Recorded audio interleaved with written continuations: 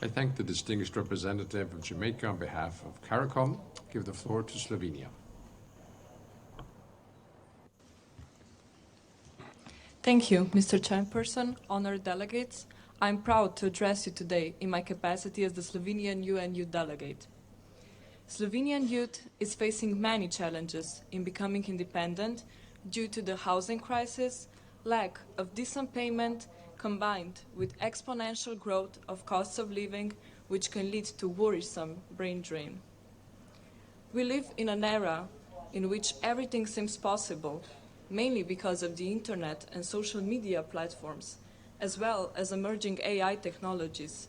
But at this fast pace, we are simply not able to comprehend and use them responsibly, and that results in the growing number of anxiety and other mental health issues.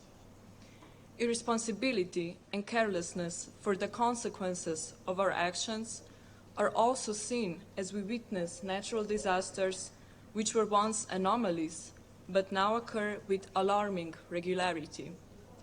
However, responsibility cannot solely rest on individuals, but needs to be taken by decision makers, and we need to hold them accountable.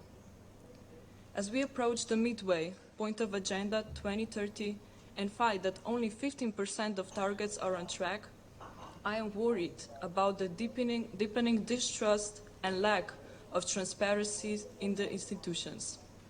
As for one challenge that is also my primary focus of work, I want to share a light of thought on SDG 5.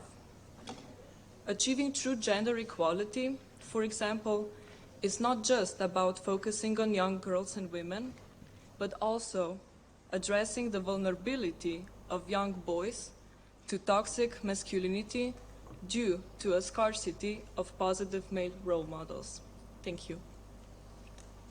I thank the distinguished representative of Slovenia and give the floor to Guatemala.